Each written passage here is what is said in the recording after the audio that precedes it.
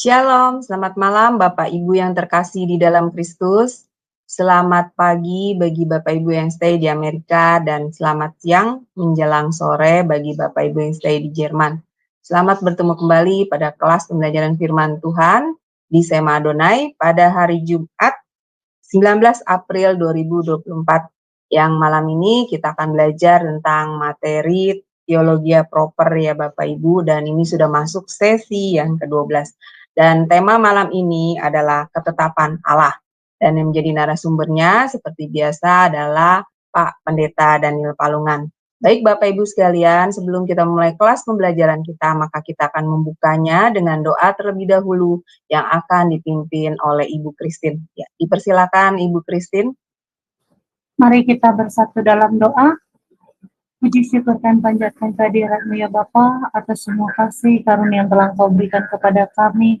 Engkau masih memberikan kesempatan bagi kami ya Tuhan untuk dapat bertemu kembali di Zoom Sema Adonai untuk pengajaran firman-Mu pada malam hari ini.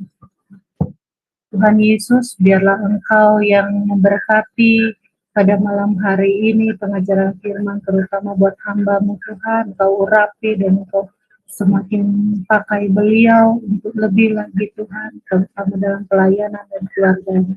Demikian juga buat kami semua Tuhan Yesus, Engkau berkati ya Bapa, agar kami mampu mengerti dan memahami pengajaran firman-Mu Tuhan Yesus untuk lebih lagi.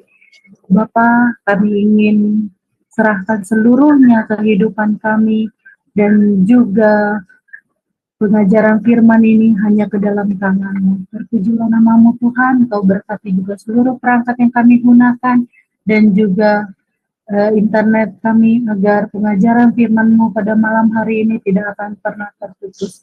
Terpujilah nama-Mu Yesus, kami ingin memulainya dan Engkau berkati dari awal pertengahan hingga akhirnya. Di dalam putra-Mu kami berdoa dan mengucap syukur. Haleluya. Amin. Amin. Ya baik, terima kasih Bu Christine untuk doa pembukaannya. Baik Bapak Ibu, sebelum kita masuk pada sesi pembelajaran kita, maka kita akan melihat terlebih dahulu profil dari narasumber kami.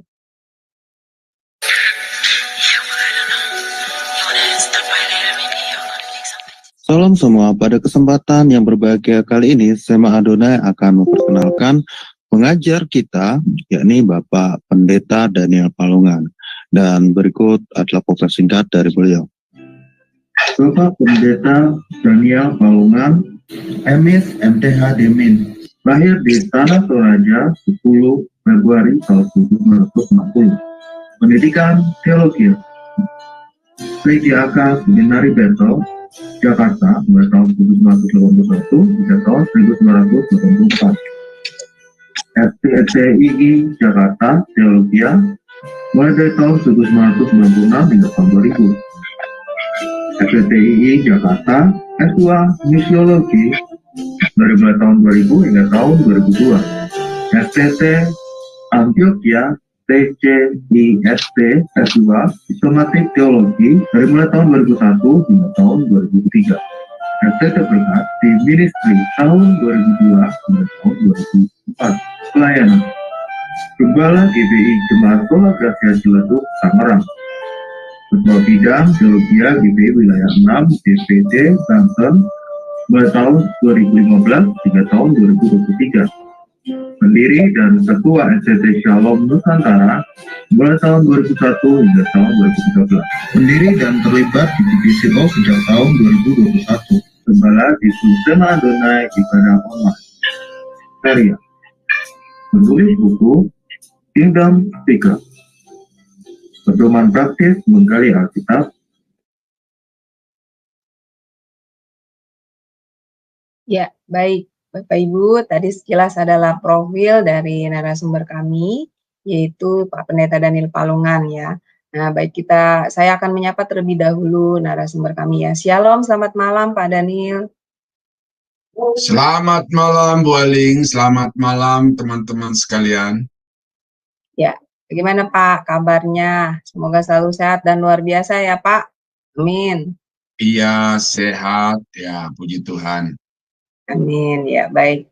Baik Pak, saya akan menyerahkan waktu dan tempat kepada Pak Daniel. Dipersilakan Pak.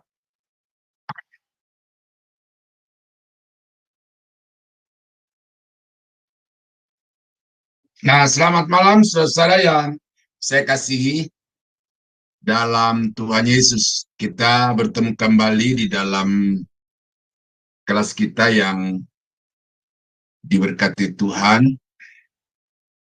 Dan pada malam ini kita akan masuk dalam satu topik yang baru dari teologi proper ini.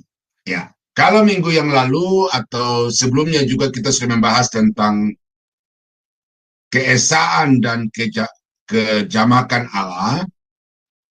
Kita sudah membahas secara tuntas tentang Tritunggal, dan saya berharap dari fakta-fakta atau landasan-landasan biblikal yang saya paparkan kepada Bapak Ibu, ya saudara-saudara sudah tidak meragukan lagi bahwa Allah yang kita sembah itu adalah Allah yang satu hakikat tetapi tiga pribadi.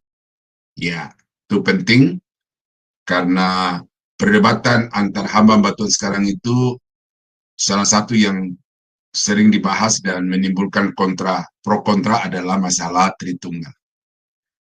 Nah, pada malam ini kita akan belajar tentang apa yang disebut sebagai ketetapan Allah.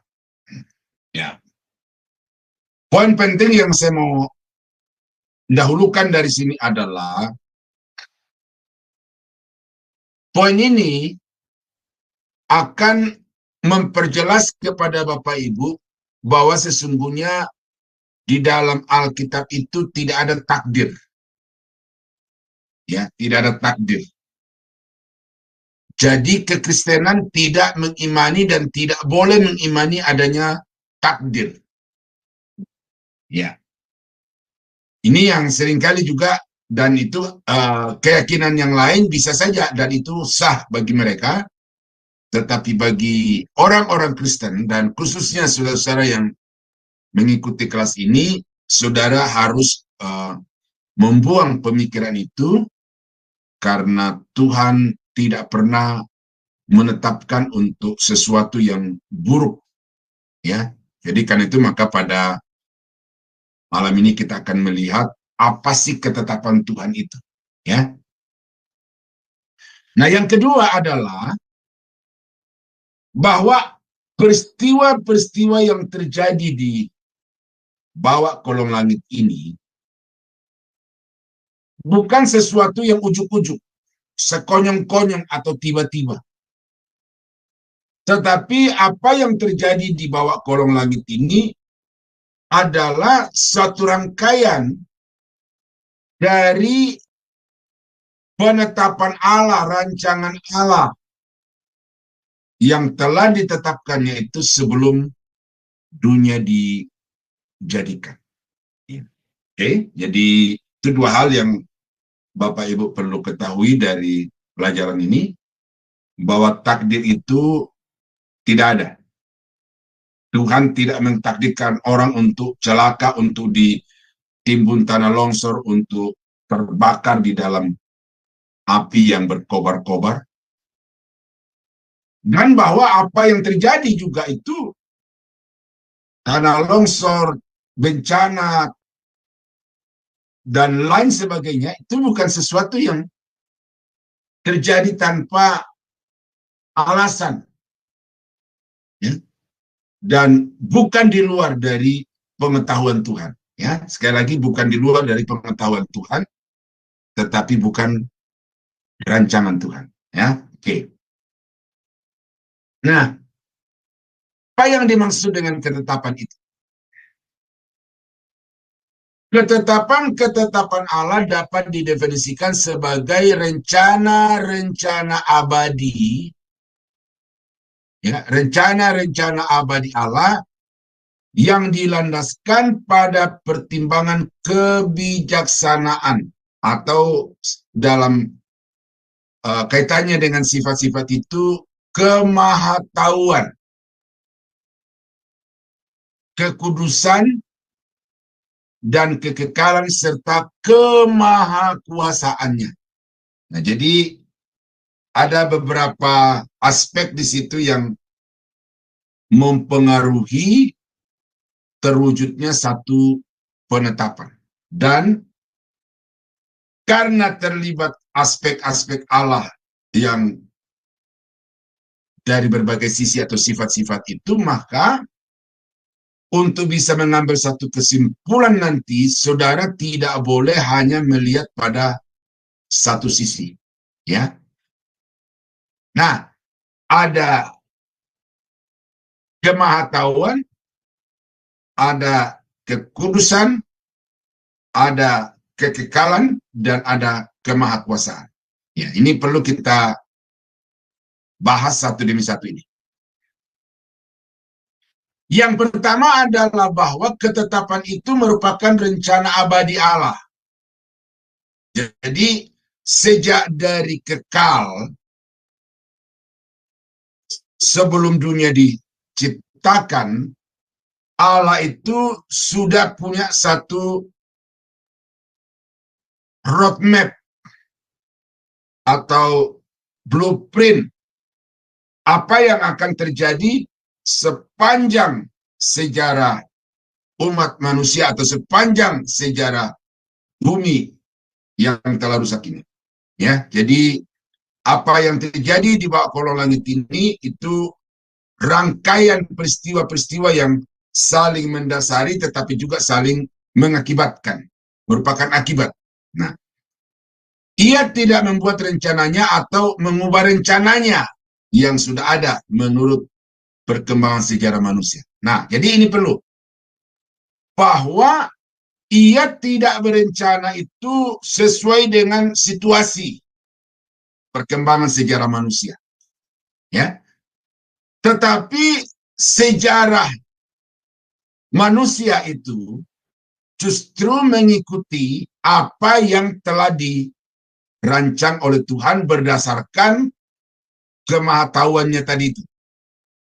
Nah, kemudian perkembangan sejarah manusia juga sama sekali tidak mengubah atau tidak membuat Tuhan untuk melakukan satu perencanaan baru, ya, yang kalau di dalam ilmu kepemimpinan manajerial itu ada yang namanya plan A, plan B, rencana A, rencana B. Kenapa manusia membuat perencanaan A dan perencanaan B? Karena asumsinya kalau rencana A gagal, rencana A buntu, maka ada rencana B sebagai cadangan. Nah, itu karena ketidaktahuan manusia. Ya, manusia tidak mampu untuk memprediksi jangankan 1 tahun ke depan, tetapi 1 hari ke depan atau bahkan 1 jam ke depan. Manusia itu tidak punya kemampuan untuk melakukan prediksi-prediksi itu. Tetapi Tuhan, karena dia ada di segala waktu, segala zaman dan masa, maka Tuhan tidak perlu ada alternatif perencanaan. Semua yang direncanakan itu adalah pasti. Ya, pasti. Dan itu nanti saya akan memperlihatkan dari sisi yang lain.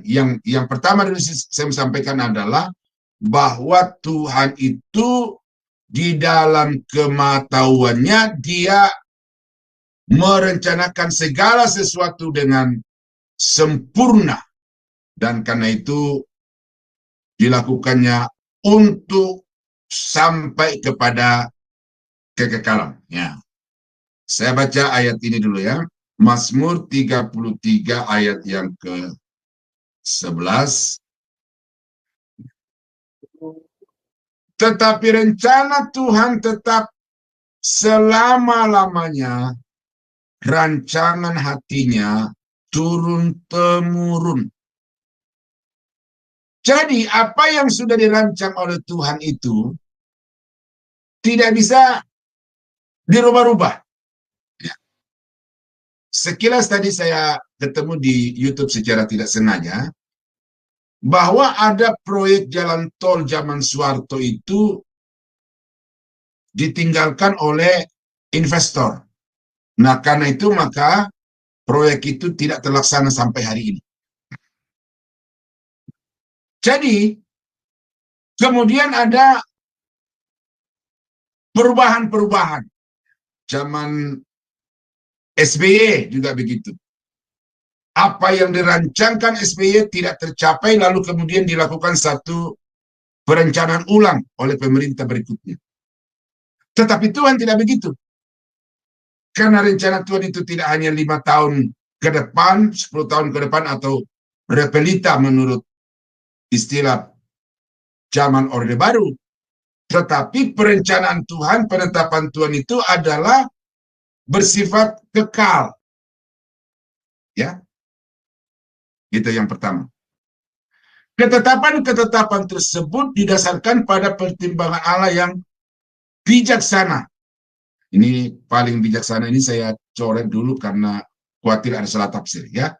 Yang bijaksana dan kudus. Ya, nih. Tahu, karena itu ia mengetahui apa yang terbaik. Apa yang terbaik. Allah juga semata-mata kudus, sehingga ia tidak mungkin merencanakan sesuatu yang salah. Nah, saya bacakan ayat ini dulu supaya jelas apa yang saya akan uraikan kepada Bapak Ibu. Yesaya 48 ayat yang ke-11.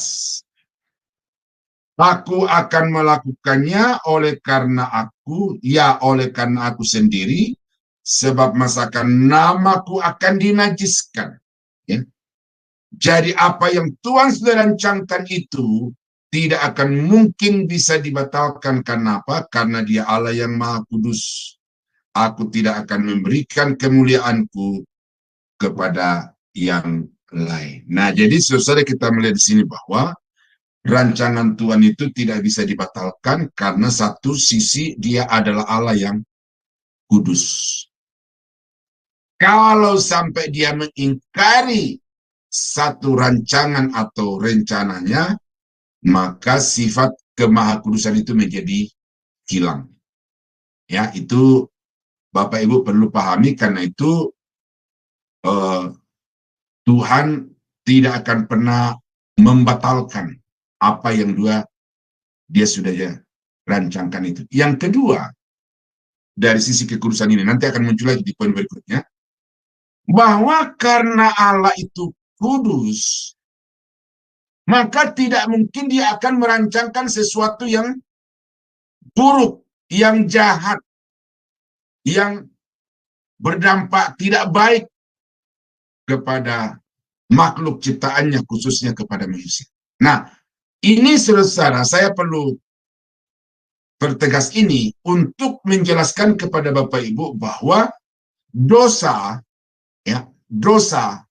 kejatuhan manusia ke dalam dosa itu bukan ketetapan Tuhan. Ya, terlalu suci Tuhan itu untuk merancang sesuatu yang mencelakakan manusia, yang membuat manusia bisa mengalami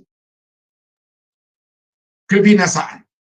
Ini untuk memperjelas bahwa pandangan yang mengatakan Tuhan sebagai perancang dosa itu adalah satu pandangan yang harus ditolak mentah-mentah, ditolak bulat-bulat, dibabat habis dari pemikiran anak-anak Tuhan. Tuhan suci, Tuhan tidak akan mungkin merancang sesuatu yang buruk, dan karena Dia suci, maka Dia tidak akan mungkin bisa membatalkan apa yang Dia sudah tetapkan itu. Berarti apa? Dusta kalau Dia mengubah. Ketetapan-ketetapan Allah berdasar pada kebebasannya. Jadi lihat, di atas tadi kita sudah belajar bahwa ketetapan Allah tidak berdasar kepada perkembangan sejarah manusia. Jadi ada faktor yang membuat atau menjadi dasar pertimbangan Tuhan dari luar dirinya, sehingga Dia membuat ketetapan. Ya, Dia adalah Allah yang bebas, ya, dan kebebasannya itu absolut. Maka apa yang Dia tetapkan itu semata-mata berlandas kepada keinginan dan tujuan yang mau dicapai Tuhan di dalam kehidupannya. Saya baca 2 ayat ini ya. Mazmur 135 ayat yang ke-6. Tuhan melakukan apa yang dikehendakinya di langit dan di bumi, di laut dan di segenap samudra raya. Apa yang dikehendakinya. Bukan apa yang diinginkan manusia, tetapi apa yang dikehendakinya. Nah, di dalam Efesus pasal 1 ayat yang ke-11 dikatakan, aku katakan di dalam Kristus, karena di dalam Dialah kami mendapat bagian yang dijanjikan. Kami yang dari semula ditentukan untuk menerima bagian itu sesuai dengan maksud Allah yang di dalam segala sesuatu bekerja menurut keputusan kehendaknya. Jadi kebebasan Allah itu absolut. Independensi Allah itu absolut. Tidak ada kekuatan luar yang mempengaruhi, yang mengikat selain kepada dirinya sendiri. Nah, kenapa janji Allah, rancangan Allah itu dapat dipercaya? Sekali lagi berlandas kepada kemahatauan dan kemahasuciannya. Ya, walaupun dia bebas, tetapi kebebasan Allah itu tidak akan tidak akan diberdayakan dengan bertentangan kepada kemahakudusan dan kemahatauannya. Nah, dari definisi di atas dikatakan kemahakuasaannya, ya, bahwa penetapan-penetapan Allah itu didasarkan kepada kemahakuasaannya. Nah, kemahakuasaan Allah itu menjadi satu garansi, ya, jaminan bahwa apa yang telah dia rancangkan itu tidak akan mungkin bisa digagalkan oleh apapun dan siapapun. Bahwa rancangannya itu pasti akan terwujud terlaksana oleh karena Dia Allah yang Maha Kuasa, yang sanggup untuk mewujudkan segala sesuatu yang Dia telah tetapkan berdasarkan kebebasan, berdasarkan kekudusan, dan berdasarkan kemahatauannya. Ya. Jadi tidak akan mungkin bisa dibatalkan oleh apapun. Daniel pasal 4 ayat yang ke-35. Semua penduduk bumi dianggap remeh. Ia berbuat menurut kehendaknya terhadap bala tentara langit dan penduduk bumi, dan tidak ada seorang pun yang dapat menolak tangannya dengan berkata kepadanya, apa yang kau buat? Jadi tidak ada seorang pun yang bisa menantang. Mengapa kau lakukan itu? Untuk apa kau kerjakan itu? Jangan kerjakan itu. Karena apa? Karena dikatakan di sini bahwa Tuhan itu berdaulat untuk melakukan apa saja bagi tentara-tentara langit, bagi penduduk bumi, seturut dengan kehendaknya. Ya, tetapi sekali lagi di sini Bapak Ibu, Tuhan tidak berlaku semena-mena, sewenang-wenang, dan memperlakukan manusia itu secara jahat. Karena ingat bahwa berdasarkan kemahasuciannya, maka Tuhan menetapkan rancangan yang kekal itu. Nah, tujuan akhir daripada penetapan Allah ini adalah bahwa semuanya akan kembali menjadi kemuliaan dan kebesaran nama Tuhan. Nah, jadi saudara-saudara kekasih dalam Tuhan, dari semula Tuhan sudah merancangkan sesuatu untuk menjadi kemuliaan, keagungan namanya. Nah, itu definisi, ya, penjabaran dari definisi di atas. bahwa Tuhan itu merancang sesuatu untuk kemuliaan namanya. Kalau dosa itu justru menggerus atau justru menentang hakikat kekudusan Allah, maka itu sebabnya jelas dosa itu bukan merupakan ketetapan Allah, tetapi saudara-saudara, ya, solusi terhadap dosa, ya, jalan keluar terhadap akibat dosa, yaitu kebinasaan selama-lamanya, itu telah ditetapkan Tuhan sejak kekekalan. Ya, jadi saya masuk dulu di situ untuk saudara tahu bahwa Tuhan sama sekali tidak merancang dosa, karena dosa bukan alat kemuliaan, atau dosa sama sekali tidak akan menjadi memberi kemuliaan kepada Tuhan. Ya, bukti adanya ketetapan-ketetapan Allah, bahwa peristiwa-peristiwa yang terjadi dalam alam semesta ini atau di alam semesta ini bukan sekedar peristiwa yang kebetulan, yang mengejutkan atau yang sekonyong-konyong. Jadi saudara bisa melihat akhir-akhir ini, ya, tetapi saya juga tidak mengikuti semua, hanya saya dengar dari banyak orang, ya, termasuk katanya di kampung saya itu ada tanah longsor yang menimpa. Jadi kita melihat bahwa ada bencana-bencana, ya, yang melanda Indonesia pada hari-hari terakhir ini. Nah, apakah bencana-bencana itu merupakan sesuatu yang sekonyong-konyong bagi Tuhan?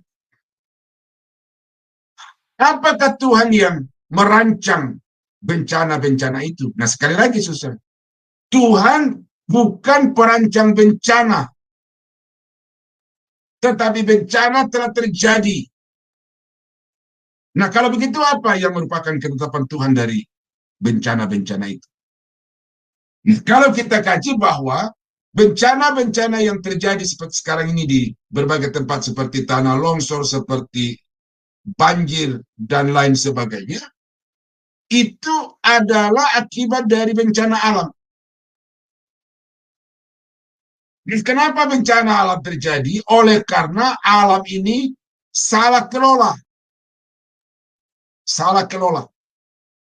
Akibat daripada yang mengelola alam semesta ini adalah manusia yang berdosa, karena itu alam semesta ini dieksploitasi untuk kepuasan manusia yang telah jatuh di dalam dosa itu, dan karena itu mereka mengelola bumi ini hanya semata-mata untuk memenuhi hawa nafsu, keinginan-keinginan yang apa namanya itu, keduniawian itu, kedagingan itu, yang tidak dapat diatasi oleh manusia. Nah, jadi itu akibat dari salah kelola atau pengelola yang berdosa. Tetapi Tuhan sudah tetapkan bahwa kalau bumi ini tidak berlangsung di dalam keseimbangan, ya, maka kalau kita baca di dalam Kejadian pasal 1 itu, ketika Tuhan memberkati manusia itu, ya, dan memberikan kepadanya otoritas atas alam semesta ini, kata berkuasalah, ya, kata berkuasalah atas semua yang terdapat, baik burung-burung di udara, hewan yang melata, dan di darat, di dalam laut itu sebenarnya Tuhan berikan dalam keadaan manusia yang masih suci, dan dengan tujuan supaya manusia itu dapat memelihara keberlangsungan alam semesta ini di dalam keseimbangan, di dalam keserasian. Itu tanggung jawab yang diberikan Allah kepada manusia, yang dikenal juga sebagai mandat kultural. Ya, jadi manusia itu adalah pengemban mandat kultural atau mandat pembangunan dari Allah, dan seluruh alam semesta ini ada di bawah tanggung jawab manusia untuk dikelola secara baik. Tetapi karena manusia telah jatuh ke dalam dosa, maka alam semesta ini dikelola secara salah, dan itu sebabnya ketetapan Tuhan berlaku, yaitu bahwa bumi tidak akan berlangsung di dalam keindahan, di dalam kemakmuran yang memberi kesejahteraan kepada manusia, tetapi bumi yang telah rusak itu akan membuat manusia itu mengalami kesengsaraan, dan yaitu onak duri akan ditumbuhkan baginya. Jadi saudara, itu Tuhan yang merancang itu tidak sekonyong-konyong, ya, dan bukan Tuhan yang merancang apa yang terjadi di bumi. Ya, juga tidak diakibatkan oleh kehendak Allah yang sewenang-wenang, tetapi merupakan pelaksanaan maksud dan rencana Allah dari semula dengan tujuan yang tertentu, seperti telah ditegaskan di dalam bagian-bagian Alkitab ini, ya. Jadi apa tujuan penetapan Allah itu? Di dalam Yesaya pasal 14 ayat yang ke-24 dikatakan, Tuhan semesta alam telah bersumpah firman-Nya, sesungguhnya seperti yang kumaksud, demikianlah akan terjadi, dan seperti yang kurancang, demikianlah akan terlaksana. Jadi semua yang terjadi itu sudah ada di dalam satu pengetahuan Tuhan, dan kemudian ada hal-hal yang dirancang, termasuk bencana-bencana yang terjadi itu ditetapkan sebagai satu akibat daripada orang atau manusia mengelola alam ini secara tidak seimbang. Nah, ketetapan-ketetapan itu bersifat kekal. Bersifat kekal. Yaitu dikatakan sesuai dengan maksud abadi yang telah dilaksanakan dalam Kristus Yesus Tuhan kita. Efesus pasal 3 ayat 11. Bahwa Allah telah terpilih sebelum dunia dijadikan. Ya. Manusia telah dipilih untuk diselamatkan sebelum dunia dijadikan. Saya baca 1 Petrus 1 ayat 20.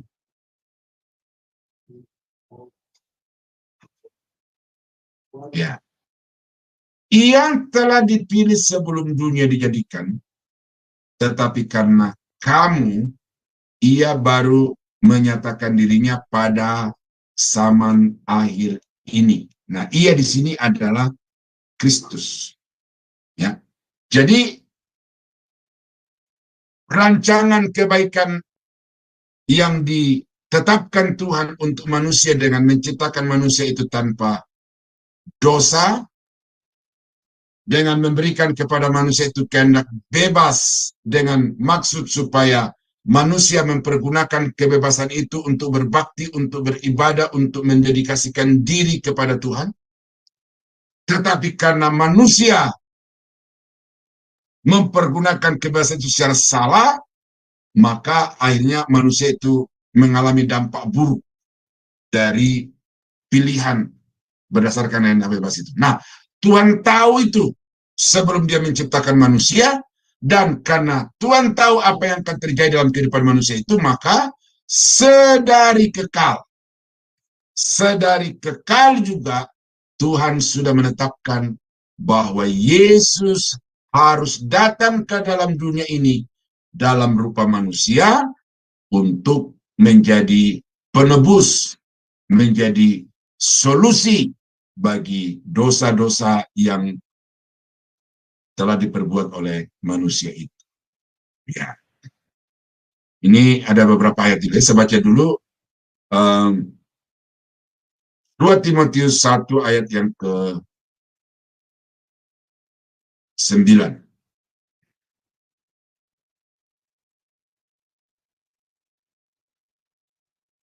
Dialah yang menyelamatkan kita dan memanggil kita dengan panggilan kudus, bukan berdasarkan perbuatan kita, melainkan berdasarkan maksud dan kasih karunia-Nya sendiri yang telah dikaruniakan kepada kita dalam Kristus Yesus. Ya, yang telah dikaruniakan kepada kita dalam Kristus Yesus sebelum permulaan zaman. Jadi penetapan Yesus menjadi juru selamat, menjadi penebus, menjadi wujud kasih karunia Allah itu bukan baru terjadi pada waktu hari Natal kelahiran Yesus di Bethlehem itu, tetapi sebelum dunia ada itu sudah ditetapkan seperti itu. Karena tanpa Yesus datang dalam dunia ini, maka manusia akan terus hidup di dalam dosa dan tidak ada satu jalan keluar pun yang dapat ditempuh manusia untuk bebas dari konsekuensi dosa itu.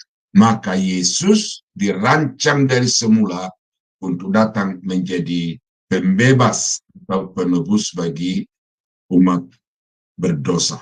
Nah, di dalam Titus pasal 1 ayat yang kedua, saya baca mulai dari ayat 1 ya, supaya jelas. Dari Paulus hamba Allah dan Rasul Yesus Kristus untuk memelihara iman orang-orang pilihan Allah dan pengetahuan akan kebenaran seperti yang nampak dalam ibadah kita. Dan berdasarkan pengharapan akan hidup yang kekal, yang sebelum permulaan zaman sudah dijanjikan Allah oleh Allah yang tidak berdusta. Nah, jadi saudara-saudara kita melihat di sini, di dalam konsep pemikiran manusia itu, bahwa yang dimaksud dengan kekal itu adalah sesuatu yang melampaui keberadaan dunia ini. Kekal masa lampau artinya periode waktu yang tidak ada titik awal sebelum dunia dijadikan. Kekal di masa yang akan datang dimulai dari diciptakannya langit baru, bumi baru, atau dihancurkannya langit dan bumi yang lama ini diganti dengan langit dan bumi yang baru. Dari situ terwujud kekekalan masa yang akan datang, dan itu dikatakan di sini pengharapan, ya, pengharapan itu sudah ditentukan Allah sebelum penciptaan, dan itu akan terwujud pada sesudah ciptaan yang rusak ini diganti dengan ciptaan langit dan bumi yang baru. Nah, jadi kita melihat di situ, saudara, bahwa Tuhan itu rancangannya kekal, ya, tidak ada yang ujuk-ujuk, ya. Jadi sudah ada dari kekekalan. Nah, ini ada kutipan dari Seth ini, seorang teolog yang diakui juga di berbagai atau di kalangan teolog-teolog, ya. Apa yang telah ditetapkan Tuhan akan terjadi pada waktunya dan dalam urutan tertentu. Namun semuanya itu merupakan satu sistem akbar. Nah, lihat ini, ya. Apa yang saya jelaskan tadi itu di sini dikatakan oleh Seth bahwa semua peristiwa-peristiwa yang terjadi di alam semesta ini merupakan satu sistem akbar. Bahwa satu peristiwa terkait dengan peristiwa yang lainnya. Dan peristiwa yang satu mengakibatkan peristiwa yang berikut. Ya, sebagai satu keseluruhan dan satu kesatuan. Telah termasuk di dalam rancangan Allah yang abadi. Nah, ini diambil dari buku Dogmatik Teologi, seri 1, halaman yang ke-395. Nah, jadi saudara-saudara kita melihat di situ bahwa rancangan Allah itu karena dia bersifat kekal, maka tidak ada yang bisa dirubah atau apa namanya kalau di dunia kepemimpinan itu apa direvisi atau dievaluasi. Nah, semuanya sudah terancang secara sempurna, dan kalau ada yang kelihatannya belum terwujud atau gagal kita capai dalam hidup kita, maka yang berubah itu adalah kitanya dan bukan Tuhan yang mengubah untuk kita. Nah, jadi itu rancangan Allah yang kekal, ya. Nah, landasan ketetapan Allah. Semua ketetapan Allah dilandaskan pada pertimbangan ilahi yang maha bijaksana dan maha kudus. Karena dia maha bijaksana yang pada mulanya mengetahui hal-hal yang akan datang, ya. Nah, kata akan datang ini sebenarnya adalah kalimat-kalimat yang dibangun berdasarkan cara berpikir manusia tentang waktu. Ya. Kemampuan manusia untuk memahami tentang waktu. Sementara kalau di dalam diri Allah itu tidak ada masa lalu, tidak ada masa kini, dan tidak ada masa yang akan datang. Nah, tetapi karena Allah berbicara kepada manusia yang punya masa lalu, masa kini, dan masa yang akan datang, maka dikatakanlah di sini bahwa Tuhan mengetahui hal-hal yang akan terjadi di masa yang akan datang. Ia mengetahui dosa yang akan datang. Ia mengetahui sifat dosa dan akibat dosa, serta cara menghadapi dosa itu. Jika ia hendak menyelamatkan manusia, maka ia melandaskan semua rencananya atas segenap pengetahuan dan pengertiannya yang sempurna. Nah, jadi saudara-saudara yang saya kasih di dalam Tuhan, Tuhan itu sekali lagi bahwa dia maha suci, dia tahu akan ada dosa, tetapi dia bukan perancang dan pencipta atau penyebab dosa. Ya, dia tahu. Nah, dari mana itu dia tahu? Karena dia Allah yang maha tahu. Apa yang menyebabkan terjadinya dosa itu adalah karena kepada manusia telah diberikan kebebasan. Dan kebebasan itu tidak bisa diintervensi oleh Allah. Karena manusia bukan robot yang bisa dikendalikan secara remote control. Tetapi manusia dengan kebebasannya, dia berhak di dalam dirinya untuk memutuskan apa yang akan dia pilih dan apa yang akan dia lakukan untuk dirinya.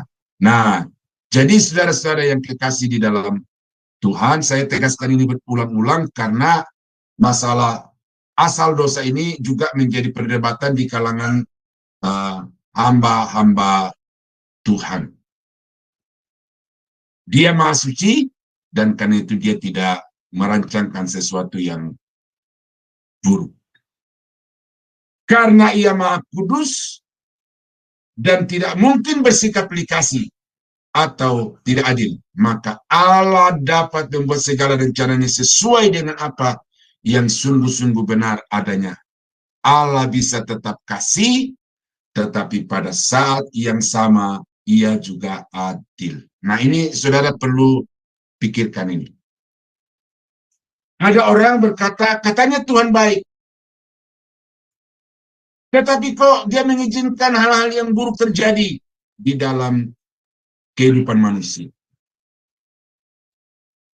Katanya Tuhan sayang, tetapi kok dia membiarkan saya mengalami hal-hal yang buruk. Saudara-saudara, sekali lagi bahwa Allah itu kudus, tidak mengizinkan, tidak menciptakan dosa, tidak merancang dosa. Tetapi Tuhan tahu bahwa manusia akan jatuh ke dalam dosa, dan karena itu ada resiko yang akan dialami oleh manusia. Mengapa itu terjadi? Karena dia Allah yang adil. Dia Allah yang adil, yang tidak akan mungkin membiarkan manusia itu berbuat sesuka hatinya. Tetapi siapapun yang berbuat dosa pasti akan menanggung risiko dan konsekuensi yang sesuai dengan apa yang dia perbuat itu. Itulah yang disebut sebagai keadilan Allah, merupakan landasan penetapan ketetapan-ketetapannya. Pada saat engkau memakan buah itu, pada saat itu engkau akan mati. Dan itu merupakan satu konsekuensi yang adil bagi orang-orang yang telah melanggar ketetapan Tuhan. Ya, jadi saudara, dari sini saya mau sampaikan kepada Bapak Ibu bahwa tidak ada takdir. Ya, Tuhan itu maha suci, dan karena itu dia tidak mentakdirkan orang-orang tertentu untuk mati terkubur hidup-hidup karena tanah longsor atau karena banjir. Ya. Tuhan tidak merancang si A, si B untuk mati terpanggang di dalam rumahnya sendiri atau di kampungnya sendiri. Ya. Itu terjadi oleh karena penetapan Allah bahwa siapapun yang melakukan sesuatu yang bertentangan dengan kesucian dan kekudusannya, maka keadilan Allah itu akan berlaku dan manusia itu sendiri yang akan mengalami konsekuensi dari apa yang dia lakukan di dalam kesalahan. Jadi karena itulah Bapak Ibu, maka saudara mesti sadar, ya, mesti introspeksi diri. Kalau ada hal-hal yang tidak pernah kita harapkan karena kita anggap itu sesuatu yang buruk terjadi dalam kehidupan kita, itu Tuhan tidak mentakdirkan saudara seperti itu. Ya, hari ini ada 2 berita kematian yang saya dapatkan, ya. Tadi dalam pelayanan penjara ada seorang tahanan di situ yang kami doakan secara khusus karena orang tuanya meninggal. Itu biasa meninggalnya dan itu umum. Tetapi tadi pagi sebelum saya berangkat ke penjara itu, di musola dekat rumah itu disiarkan bahwa innalillahi wa innalillahi rojiun, telah meninggal dunia si Anu. Nah, ternyata setelah disebarkan videonya atau berita dari satu orang ke orang lain itu, ternyata bapak ini meninggal karena gantung diri. Nah, sekarang pertanyaannya, apakah bapak ini ditakdirkan untuk gantung diri, atau bapak itu mempergunakan kebebasannya untuk menggantung diri? Nah itu, jadi jangan sampai saudara menyalahkan Tuhan, memposisikan Tuhan pada sesuatu yang sebenarnya Tuhan sama sekali tidak terdapat di situ, tidak terlibat sama sekali. Karena apa yang terjadi di dalam kehidupan manusia itu adalah akibat dari kebebasannya untuk memilih apa yang akan dia lakukan. Nah, jadi saya tolak itu yang namanya takdir itu. Tujuan akhir dan tertinggi dari semua ketetapan Allah ialah untuk kemuliaannya. Ya, ini tadi saya sudah sebutkan, saudara. Jadi Allah itu mulia, Allah itu suci, dan karena itu semua yang dia rancang itu pada akhirnya adalah untuk kemuliaan dan kebesaran Tuhan. Termasuk juga kebebasan atau kehendak bebas yang diberikan Tuhan kepada manusia itu. Tujuan Allah adalah supaya manusia secara sukarela, ya, bukan berdasarkan paksaan, ya, dia menyembah dan berbakti kepada Tuhan. Karena itu bukan kemuliaan, tetapi yang kemuliaan itu adalah kalau manusia dengan kebebasannya, dengan kerelaannya, dengan ketulusannya, dia membaktikan segenap hidupnya untuk Tuhan. Jadi kehendak bebas yang diberikan Tuhan kepada manusia itu bukan supaya manusia jatuh dalam dosa, tetapi kehendak bebas itu dimaksudkan Tuhan supaya menjadi alat kemuliaan di dalam tangannya. Nah nih, jadi ini selanjutnya adalah detail-detail dari penetapan Tuhan itu, ya. Saya sampaikan beberapa. Ya. Ketetapan Tuhan dalam dunia keberadaan secara fisik. Allah telah menetapkan untuk menciptakan alam semesta ini serta manusia.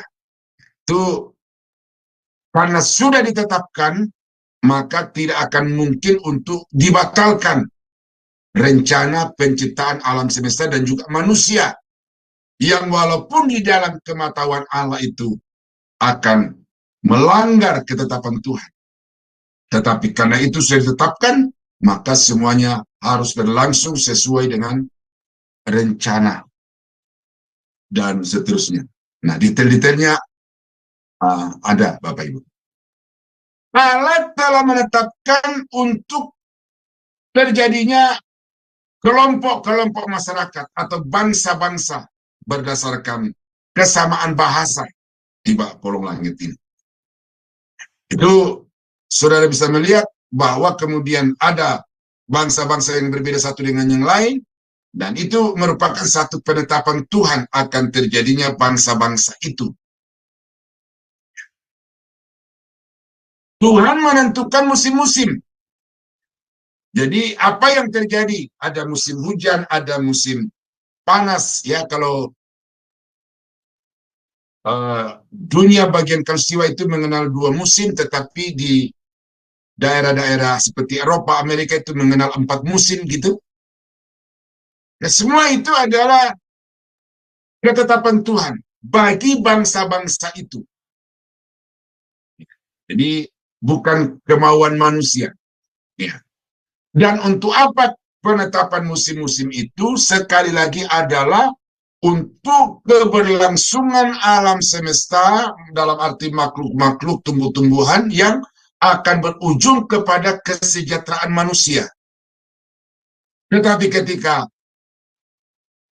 dosa telah memenuhi seluruh bumi, maka musim-musim itu kemudian mengalami sesuatu yang juga tidak teratur, sehingga manusia mengalami kesulitan-kesulitan di dalam hidup ini. Ya, Allah telah mengetahui dan menetapkan usia manusia. Jadi umur manusia itu ada di dalam pengetahuan Tuhan. Dan kalau kita baca di dalam Mazmur bahwa Tuhan menetapkan itu, manusia itu hidup, lupa saya, 60-70 tahun. Lebih daripada itu adalah kesengsaraan. Tuhan tahu, dan berdasarkan kematahuannya itu dia tetapkan bagaimana manusia itu akan mengalami kematian. Salah satu contoh adalah Petrus. Ya, Petrus itu Tuhan tahu bahwa Petrus ini pada saatnya dia akan berubah.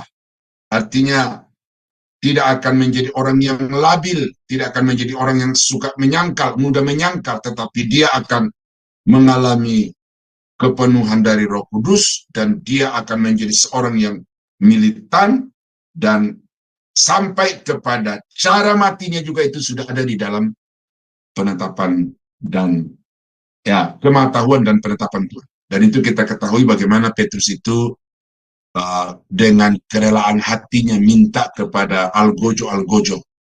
Salib memang sudah tersedia, tetapi dia berkata, aku tidak layak untuk disalib seperti Tuhanku, dan karena itu salibkan aku dengan terbalik, ya, up down, yaitu kaki di atas, kepala di bawah. Karena itu cara yang pantas untuk aku yang telah menyangkal Tuhanku itu. Nah, jadi itu kalau kita baca di dalam Yohanes pasal 21 itu jelas bagaimana Yesus telah mengetahui itu, dan dia telah menetapkan bahwa demikianlah Petrus akan mati.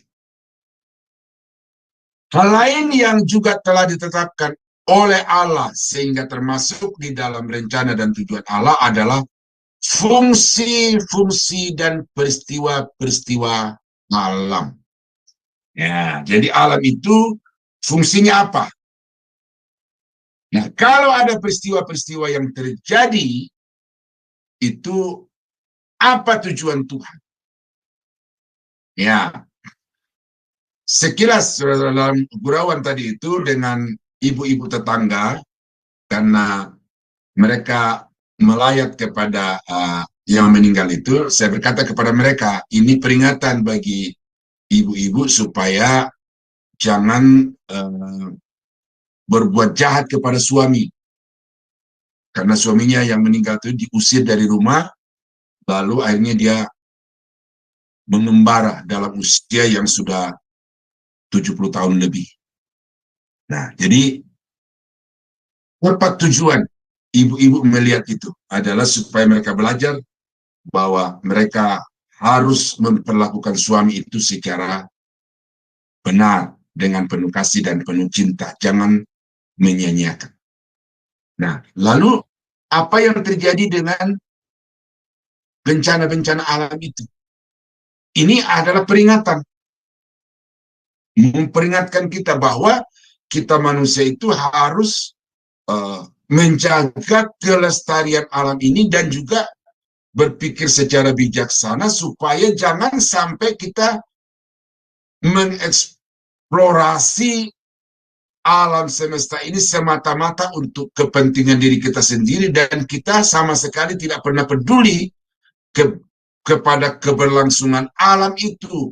secara seimbang dan lestari. Makanya saudara, kalau kita baca di dalam Alkitab itu, apa yang disebut sebagai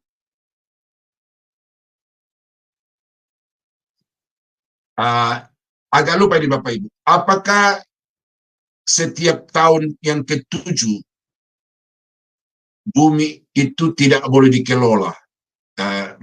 Ya maaf ya Bapak Ibu ya, dia agak lupa deh. Atau tahun Yobel. Nah, kalau tahun Yobel itu semua budak dilepaskan, semua tanah dikembalikan kepada pemiliknya.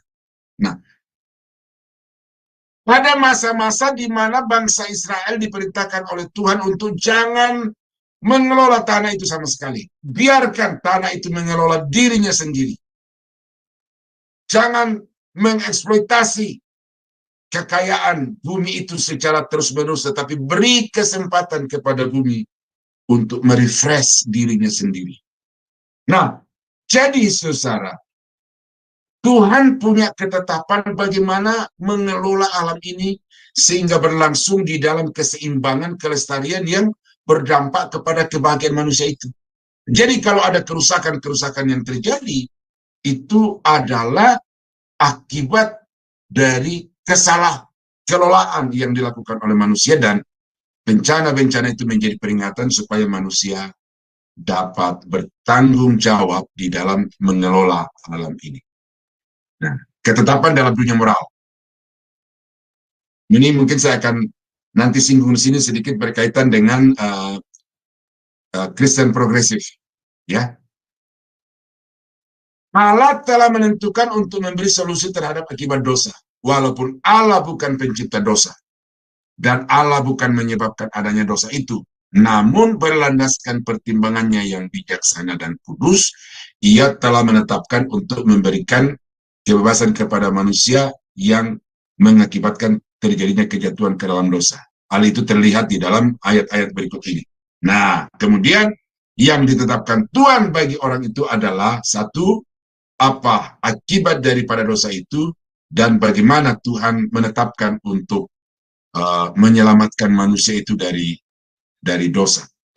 Ya, ada yang saya lupa di sini tulisannya itu. Yang saya maksud tadi itu adalah bahwa secara moral Tuhan sudah menetapkan bahwa satu laki-laki itu harus hanya mengambil satu perempuan dan tidak boleh terjadi perceraian.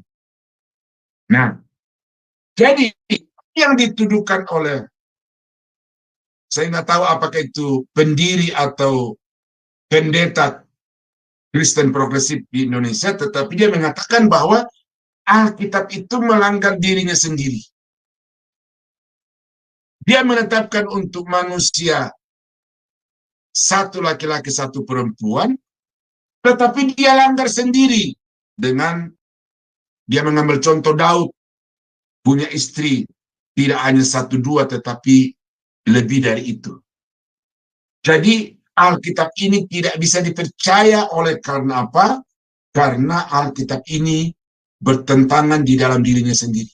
Nah, saya mau kasih tahu kepada Bapak Ibu bahwa Tuhan hanya menetapkan satu laki-laki untuk satu perempuan. Ini secara moral. Dan siapa yang melanggar itu, konsekuensinya juga ditetapkan oleh Tuhan. Khusus kepada Daud, ya, supaya Bapak Ibu jangan sampai terpengaruh oleh ajaran kekristenan progresif itu, ya, Kristen progresif itu. Kepada Daud, yang juga seharusnya berlaku penetapan Allah satu Daud dan satu istri Daud, gitu.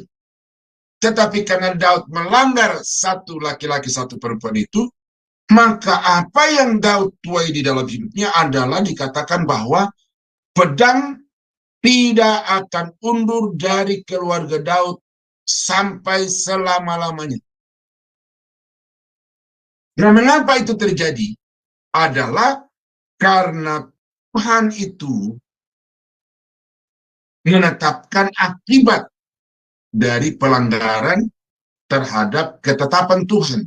Satu laki-laki, satu perempuan. Dan kita melihat saudara-saudara bagaimana keluarga Daud itu mengalami masalah, persoalan, pergumulan yang tidak main-main. Kakak adik saling meniduri, saling membunuh. Intinya saudara-saudara, ya, bahwa siapapun yang melanggar satu laki-laki, satu perempuan, satu suami, satu istri di dalam Alkitab termasuk Abraham, ya, itu sama sekali tidak luput dari akibat. Dan akibat itu telah ditetapkan oleh Tuhan bahwa siapapun yang melanggar akan mendapat hukuman. Dan kita tahu itu bahwa Abraham pun mengalami ketidaksejahteraan, ketidakdamaian di dalam kehidupannya. Oleh karena apa? Karena dia melanggar ketetapan Tuhan. Nah, jadi saudara-saudara, jangan sampai secara sembrono ya mengutip ayat-ayat untuk dianggap sebagai Alkitab itu salah, tidak dapat dipercaya, tidak dapat diandalkan kesucian dan kebenarannya. Ya, jelas bahwa ketetapan Allah itu berlaku dan sudah dibuktikan oleh Alkitab sendiri. Jadi Alkitab itu jujur berbicara kepada pembaca-pembacanya. Alkitab itu sama sekali tidak menutup-nutupi, walaupun yang sedang dibicarakan itu adalah orang-orang yang menjadi mitra kerja Tuhan. Ya, Abraham menjadi mitra kerja Tuhan untuk menyelamatkan bangsa-bangsa dan juga untuk memberkati bangsa-bangsa. Daud itu adalah mitra kerja Tuhan untuk memberkati Israel dan menjadikan bangsa Israel sebagai bangsa yang jaya. Ya, tetapi kita melihat bahwa segala kekurangan dari mereka itu juga dibicarakan oleh Alkitab. Supaya apa? Supaya pembaca-pembaca Alkitab itu tahu bahwa setiap orang yang melanggar ketentuan Allah, setiap orang yang melanggar penetapan Allah, itu ada konsekuensi yang memang juga sudah ditetapkan oleh Allah. Ya, jadi ini semi berkhotbah Bapak Ibu ya, semi berkhotbah. Jadi data-data tidak terlalu saya uraikan secara keseluruhan. Cuma apa yang saya khotbahkan ini tidak bertentangan atau tidak menyimpang dari data-data yang terdapat di dalam kita. Nah, Allah menetapkan untuk mengatasi dosa demi kebaikan manusia dan hubungan antara Allah dengan manusia. Allah dosa.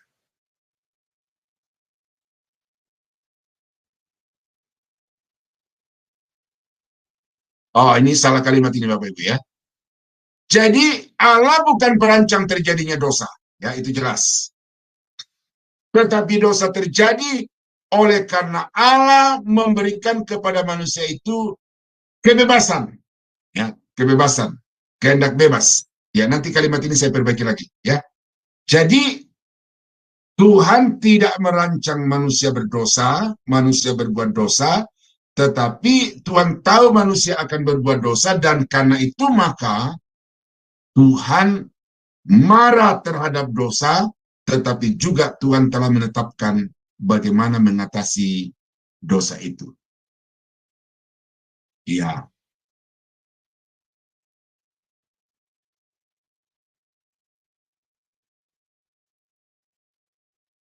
Saya baca Kejadian 50 ayat 20 dulu ya.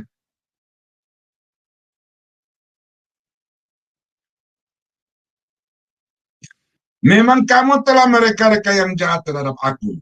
Ini kata Yusuf kepada saudara-saudaranya. Tetapi Allah telah mereka-rekanya untuk kebaikan. Dengan maksud melakukan seperti yang terjadi sekarang ini, yakni memelihara hidup suatu bangsa yang besar. Oh, jadi di sini maksudnya ayat ini adalah bahwa Tuhan itu semata-mata merancang yang baik untuk kebaikan manusia. Kalaupun manusia itu mereka-reka sesuatu yang buruk, yang jahat, akibat dari keberadaan hakikat keberdosaannya itu, tetapi Tuhan memberikan solusi dan mendatangkan kebaikan bagi manusia itu.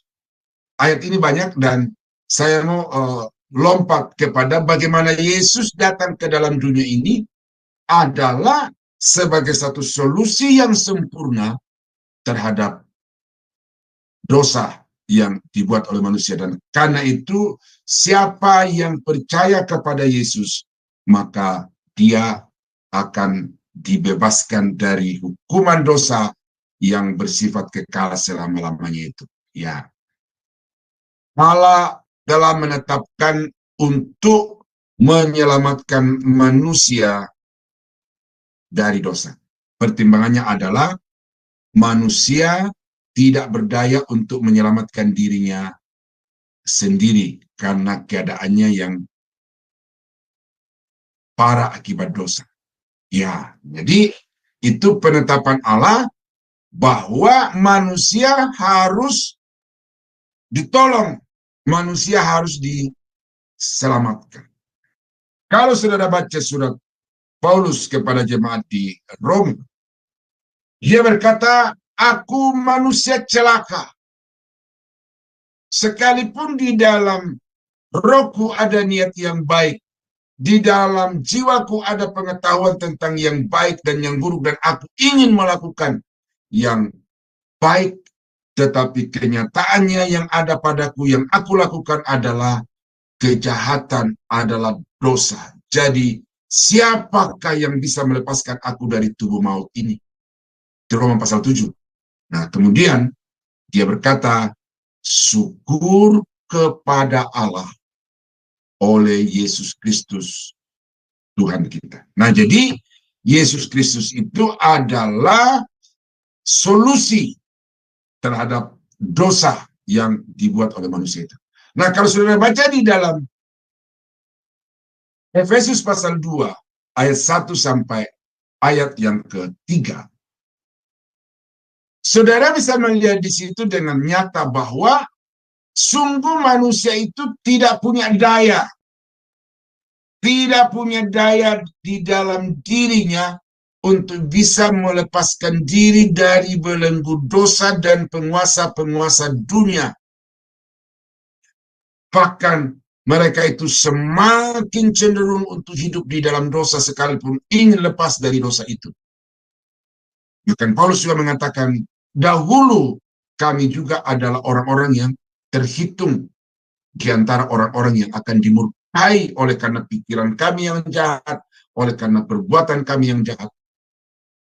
Tetapi ayat yang keempatnya, Allah yang kaya dengan rahmat dalam menghidupkan kita kembali. Menghidupkan kita kembali artinya menjalin hubungan yang harmonis kembali antara Allah yang Maha Suci dengan manusia yang berdosa itu. Itu terjalin karena Allah kaya dengan rahmat. Nah, jadi apa yang menjadi landasan di sini? Tuhan menyediakan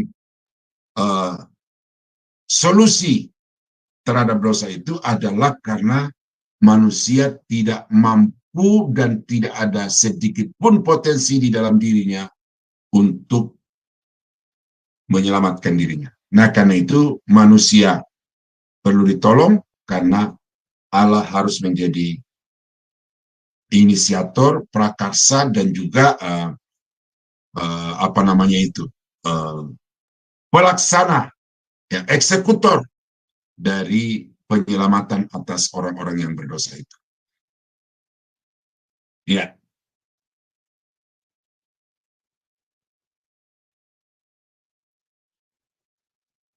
Saya kira ini harus disampaikan di dalam 2 sesi ya, saudara-saudara ya. Jadi saya akan sampaikan sampai di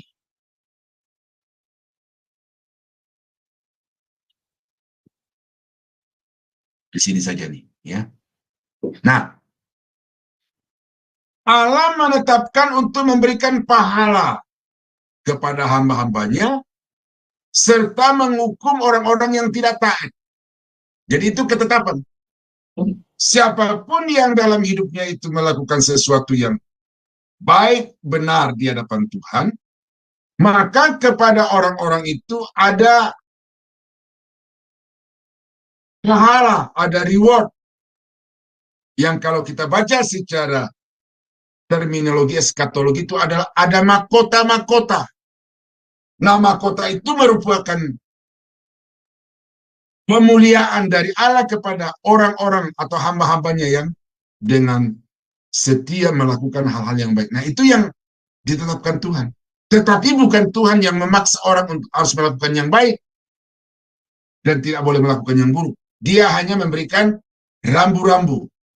Tetapi penetapan Tuhan adalah siapapun yang melakukan kebenaran, siapapun melakukan kebaikan, itu akan diberi atau akan diganjar dengan pemberian mahkota yang memberikan kemuliaan kepada orang itu. Dan siapapun yang berbuat jahat, ya, yang melanggar peraturan-peraturan Tuhan, maka orang itu akan mendapatkan ganjaran penghukuman yang setimpal juga dengan perbuatan-perbuatannya. Ya, karena itu di dalam 2 Korintus 5 ayat 10, kita semua akan menghadap takhta pengadilan Kristus, atau kita semua akan menghadap Kristus untuk mempertanggungjawabkan segala sesuatu yang kita perbuat di tengah-tengah dunia ini, dan masing-masing orang akan mendapatkan pahala dari Tuhan berdasarkan perbuatan-perbuatannya. Ya, dalam kemurahannya Allah menetapkan untuk bukan sekedar menyelamatkan, tetapi juga untuk memberikan pahala kepada mereka yang melayani. Ya, jadi ada 5 mahkota Bapak Ibu ya kalau kita belajar doktrin eskatologi, dan masing-masing mahkota itu punya kualifikasi masing-masing. Nah, jadi masing-masing kualifikasi itu harus terpenuhi, dan dengan demikian dia akan mendapatkan pahala-pahala itu. Nah, ya.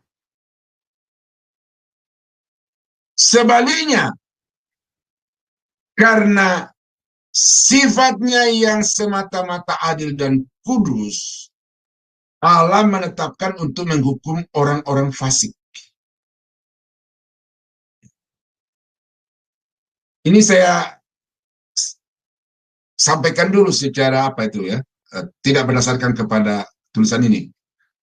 Ada orang bertanya begini, katanya Tuhan itu penuh kasih, tetapi kok dia membunuh begitu banyak orang?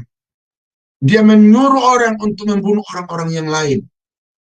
Itu di dalam Alkitab.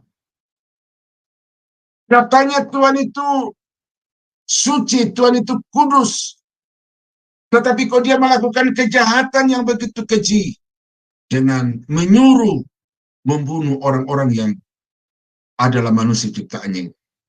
Nah, sekali lagi Bapak Ibu, ya, itu bukanlah satu tindakan yang sekonyong-konyong terjadi.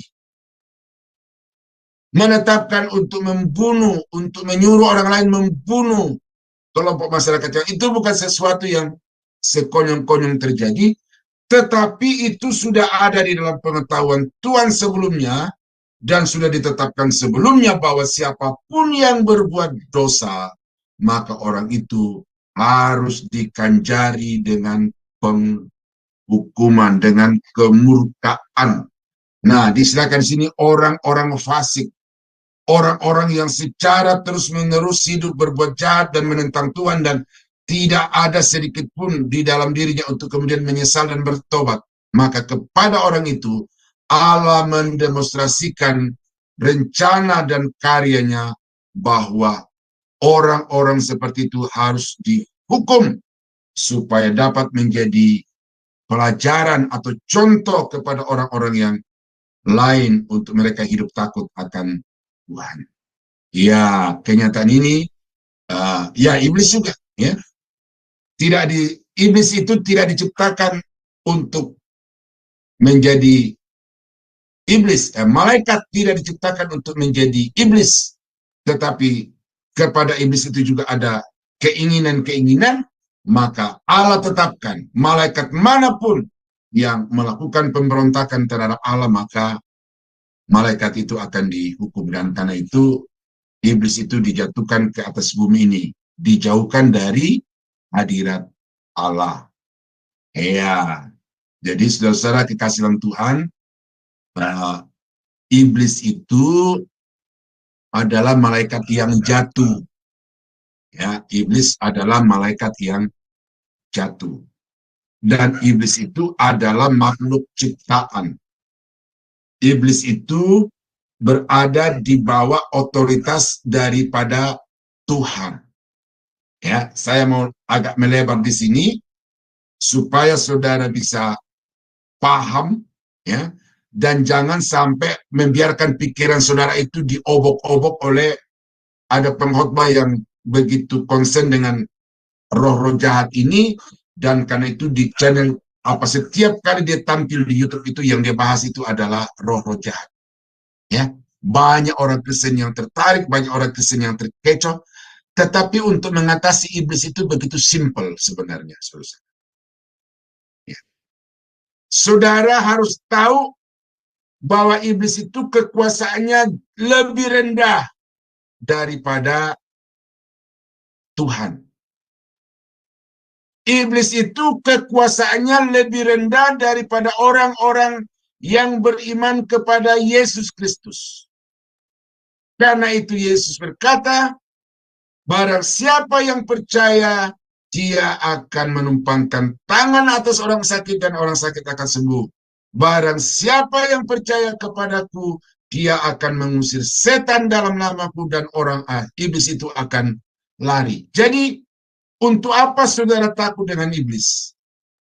Untuk apa saudara membiarkan pikiran saudara dicekoki dengan ajaran-ajaran tentang iblis? Adalah lebih baik kalau saudara membuka hati, membuka pikiran untuk diajar oleh firman Allah, kebenaran firman Tuhan, dan beriman kepada Yesus secara sungguh-sungguh sepenuh hati, maka dengan demikian iblis akan lari daripadamu. Nah, saudara-saudara kasih nonton ini agak sedikit terbawa ke dalam emosi saya karena saya melihat bahwa sekarang ini dengan seminar okultisme di mana-mana, itu pengajaran tentang iblis itu di mana-mana, ya itu tidak salah Bapak Ibu. Tetapi kalau kemudian sampai kepada detail-detail sampai kepada memakan waktu yang begitu lama, ini membuang-buang waktu. Ya. Pegang. Ini apa yang saya katakan, bahwa kalau saudara percaya kepada Yesus, maka saudara punya kuasa lebih tinggi daripada roh-roh jahat. Kalau saudara dipenuhi dengan Roh Kudus, ya ini yang ketiga tadi itu ya.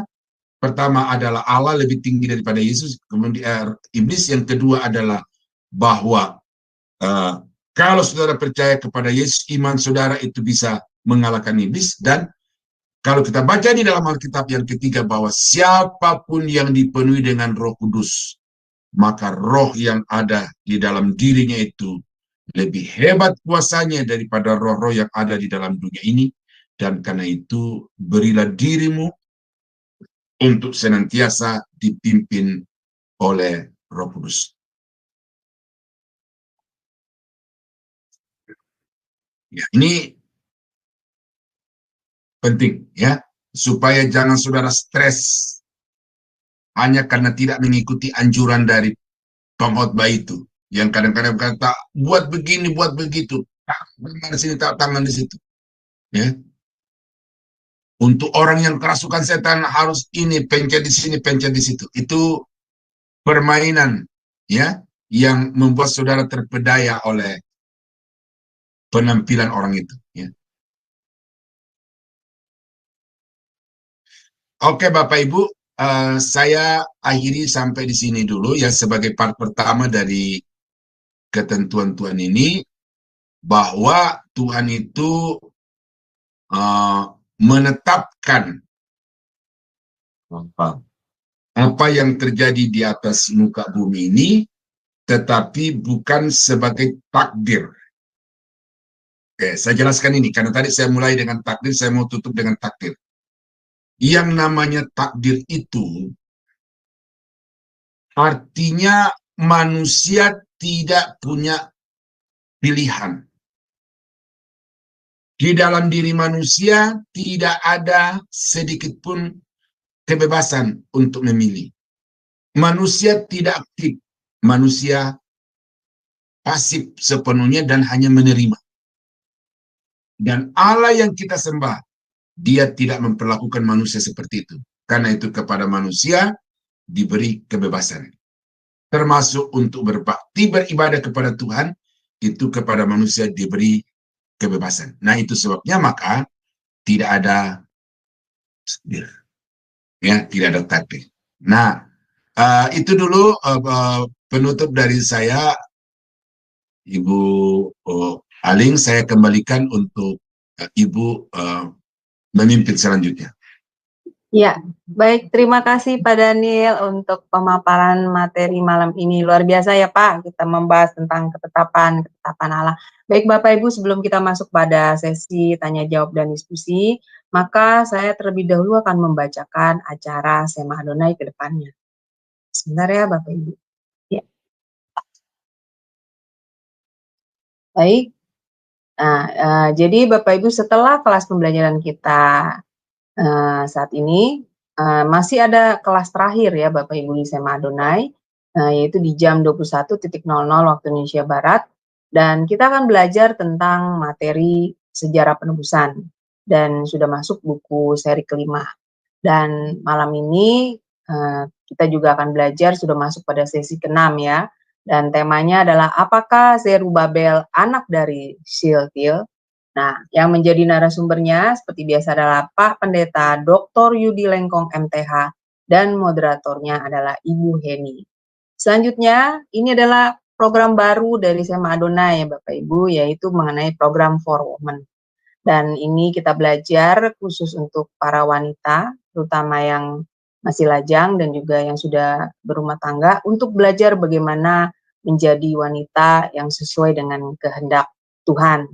Dan untuk tema besok, yaitu di hari Sabtu, tanggal 20 April 2024, di jam 9.00 pagi ya, waktu Indonesia Barat Bapak Ibu, dan temanya adalah 8 tangisan Yusuf menjadi wanita yang pulih. Dan ini sudah masuk part yang 3 ya Bapak Ibu. Jadi 1 dan 2 sudah di minggu-minggu yang lalu.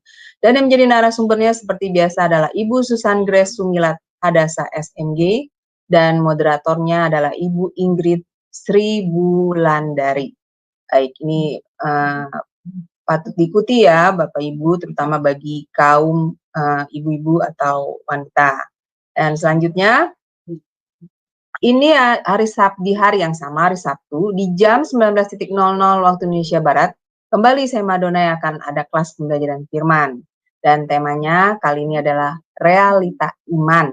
Dan menjadi narasumbernya adalah Ibu Dr. Retno Kristianti, SSI MPDK, dan moderatornya adalah Ibu Aling, saya sendiri. Selanjutnya di hari yang sama, di jam 21.00 waktu Indonesia Barat, masih ada pembelajaran firman di kelas Sema Adonai yang terakhir. Dan kali ini kita akan belajar tentang tema Tamariska. Dan yang menjadi narasumbernya adalah Pak Evangelis Dr. Ferry Hermawan Winoto, dan moderatornya adalah Ibu Christine.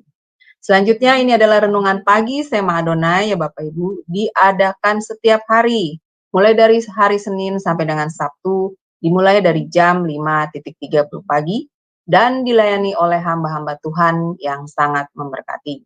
Jadi Bapak Ibu sekalian, untuk renungan pagi Sema Adonai, kemudian renungan pagi dari Bapak Gembala kami sendiri, yaitu Pak Pendeta Daniel Palungan, yang diadakan setiap hari Jumat 1 kali dalam seminggu, dan juga ibadah online Sema Adonai, itu semua hanya Bapak Ibu dapat ikuti di channel Cahaya Firman.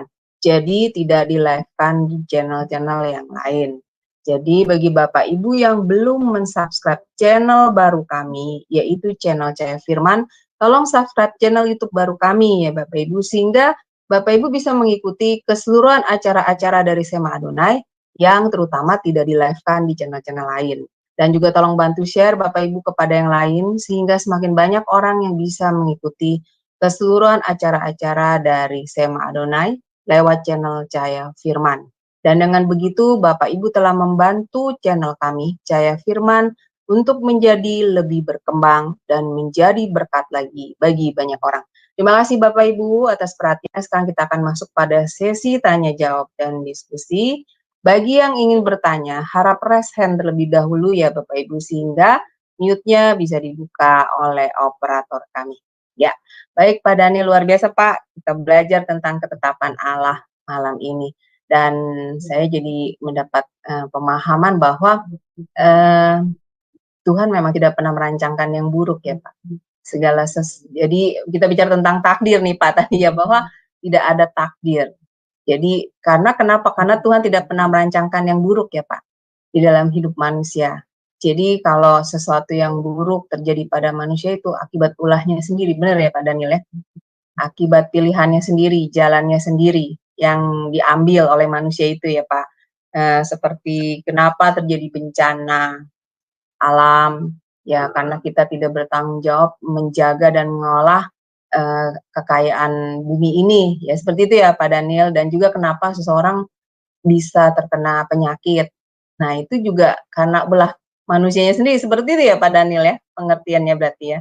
Nah yang mau saya tanyakan, apakah manusia meninggal Pak Daniel karena perbuatan dan dosanya, atau Tuhan mengambil nyawanya? Nah ini saya masih belum paham nih Pak Daniel. Maksudnya manusia itu bisa berakhir umurnya gitu Pak Daniel. Kalau kita bicara tentang tadi ketetapan Allah ya Pak, bahwa segala sesuatu Allah merancangkan yang baik. Tetapi bagaimana dengan manusia Pak yang misalnya meninggal karena penyakit? Nah itu bagaimana Pak Daniel? Apakah itu manusia yang menyerahkan sendiri nyawanya, atau memang Tuhan yang mengambil ini? Maksudnya bagaimana Pak? Saya masih belum paham ini kalau bisa dijelaskan.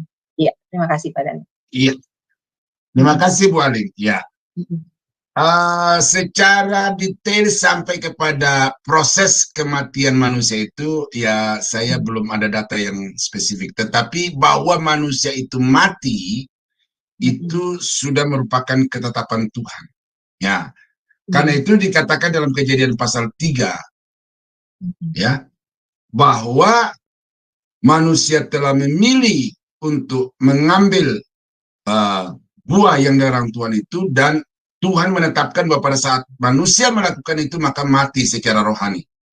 Nah, kemudian dalam pasal yang sama, karena engkau berasal dari debu, engkau akan kembali kepada debu. Nah, jadi Tuhan tidak menciptakan manusia untuk mati dengan tujuan untuk mengalami kematian. Pada awal mula Tuhan menciptakan manusia itu, Tuhan mau supaya manusia itu hidup selama-lamanya, atau istilahnya itu hidup kekal gitu ya. Karena Tuhan mau supaya manusia itu dapat menjadi mitra kerjanya bagi alam semesta ini.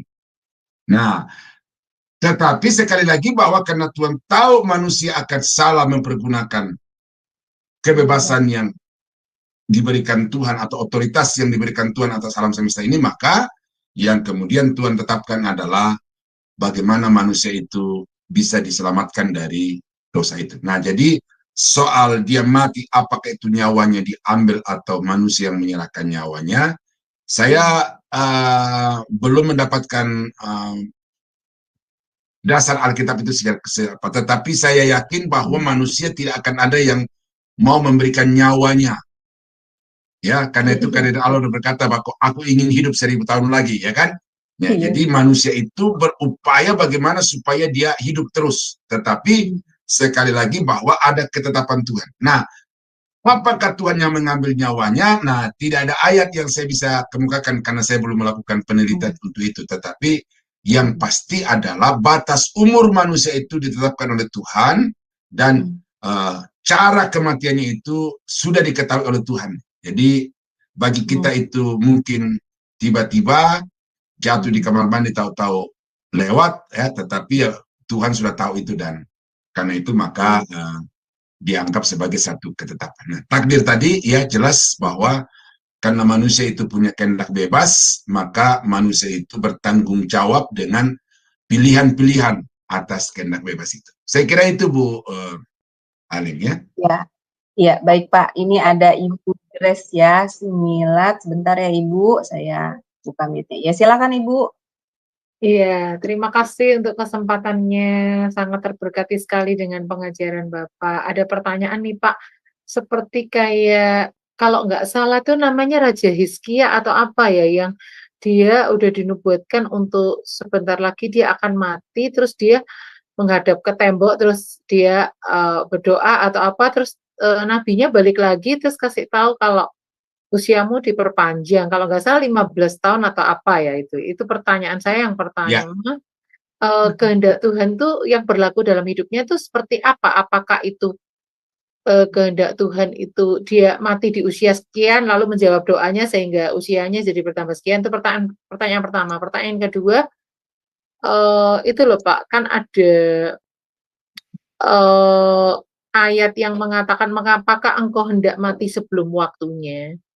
Apakah ayat itu juga bisa berlaku seperti kayak di rokok itu ada tulisan dengan menghisap rokok ini usia Anda akan berkurang, atau hasil penelitian atau apa satu batang rokok itu mengurangi misalnya 3 menit atau berapa menit dari usia kita, misalnya kita nggak jaga kesehatan dengan baik dan sebagainya, itu apakah berlaku ayat itu, mengapakah kamu mati sebelum waktunya itu loh Pak. Minta mohon penjelasan. Thank you Pak. Ya, silakan Pak. Yang kedua Ibu, karena Ibu nggak perlihatkan saya ayatnya, jadi saya juga tidak mau jawab dengan asumsi ya. Ya, tetapi mengenai Hizkia dulu ya. Kalau kita lihat itu, memang ada kesan Tuhan itu berubah gitu loh ya. Tetapi kalau kita melihat secara keseluruhan bahwa sesungguhnya apa yang terjadi di dalam kehidupan Hizkia itu adalah bahwa Tuhan itu menetapkan siapapun yang menentang Tuhan dia akan mengalami akibat-akibat. Tetapi siapapun yang bertobat kepada Tuhan dia akan mengalami pertolongan-pertolongan Tuhan. Nah, jadi soal kematian Hizkia itu kelihatannya tertunda gitu ya. Tapi soal matinya itu sendiri sudah merupakan ketetapan bahwa siapapun sekalipun dia raja pasti akan mati. Nah, tetapi yang saya pelajari dari kehidupan Hizkia itu adalah apa yang menjadi ketetapan Tuhan bagi Hizkia, yaitu siapapun yang mau merendahkan diri dan mau bertobat dari segala kejahatannya, maka dia akan diampuni, lalu kemudian dia akan dipulihkan oleh Tuhan. Sama seperti ini Bu, bangsa Niniwe. Jadi bangsa Niniwe itu begitu jahat di mata Tuhan, dan Tuhan sudah menetapkan bahwa siapapun yang berbuat jahat maka akan dimurkai oleh Tuhan. Nah, lalu bangsa itu bertobat.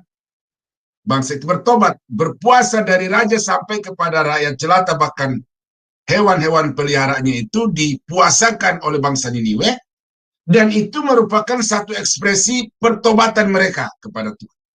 Dan apa yang kita baca di dalam kisah itu dalam kitab Yunus, bahwa Tuhan tidak menghukum bangsa itu bukan karena Tuhan berubah, atau bukan karena ya ada semacam pengaruh manusia lalu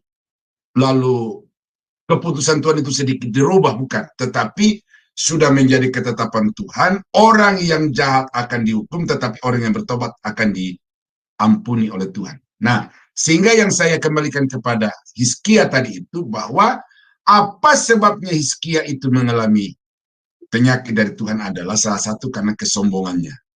Lalu yang kemudian dia bertobat, merendahkan diri dan menangis sejadi-jadinya, maka doanya itu dikabulkan oleh Tuhan. Nah, jadi saya melihat di situ bahwa ketetapan Tuhan yang tidak berubah itu adalah siapa yang berlaku sombong akan dihukum oleh Tuhan, siapa yang bertobat akan diampuni oleh Tuhan, siapa yang berdoa dengan sungguh-sungguh dia akan diampuni oleh Tuhan. Nah, pertanyaan yang kedua, karena tidak ada ayat spesifik yang saya bisa tangkap dari ibu itu, maka saya minta maaf, saya akan pending itu sampai nanti mungkin kalau Ibu bisa kemukakan ayatnya, karena itu kita harus melakukan satu eksposisi terhadap ayat itu. Apakah ayat itu merupakan peringatan, atau apakah ayat itu merupakan satu kenyataan bahwa manusia itu bisa mengurangi hidupnya sendiri. Nah, kemudian tadi saya kaitkan dengan apa yang dikatakan oleh Bu Alin tadi itu, ya, kesalahan manusia. Kenapa manusia sakit? Kenapa manusia sakit? Saya baca di dalam satu bagian Alkitab, karena saya kutip juga untuk di khotbah saya di penjara tadi itu, bahwa muliakanlah Allah dengan tubuhmu. Ya kan? Ada itu kan di dalam 1 Korintus 6 itu, muliakanlah Allah dengan tubuh. Nah, bagaimana supaya tubuh kita ini menjadi alat kemuliaan Tuhan? Maka tubuh ini harus sehat. Maka itu sebabnya ayat-ayat di atas ini berkata bahwa bagiku semua halal, tidak ada yang haram. Kaitannya dengan makanan. Tetapi walaupun semua halal, semua boleh kumakan, tetapi tidak semua berguna. Nah, berarti pilihan kita terhadap makanan itu, kalau mengakibatkan sesuatu dalam diri kita, itu adalah karena pilihan, bukan karena takdir. Ya, saya sudah saksikan sedikit ya. Saya hampir 20 tahun, lebih dari 10 tahun, hampir 20 tahun itu menderita sakit wasir. Dan itu apa yang menjadi sebabnya adalah karena dulu waktu saya masih remaja itu, cabai itu nggak ada ukurannya. Apalagi kalau masak daging anjing itu, cabai itu pokoknya tidak ada ukurannya. Seberapa yang ada, tambah lagi gitu. Nah, baru kemudian kena dampaknya. Tetapi kemudian setelah belakangan saya memilih untuk merebus ramuan yang apa itu, herbal itu, yang itu, saya minum, sembuh. Nah, jadi bagaimana kita memperlakukan tubuh ini, itu kita akan tuai akibatnya. Jadi tidak ada takdir, tetapi yang ada adalah pilihan. Nah, jadi saya kira itu jawaban saya.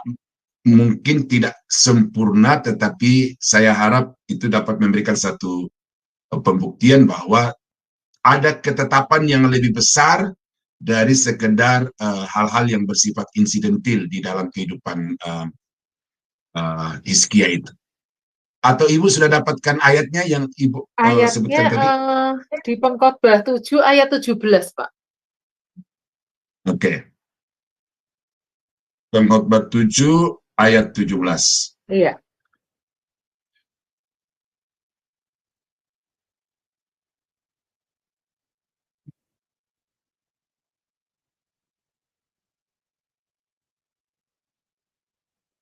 Iya. Jadi ini juga dari kata-kata orang yang bijaksana, itu memberikan kepada manusia itu pilihan.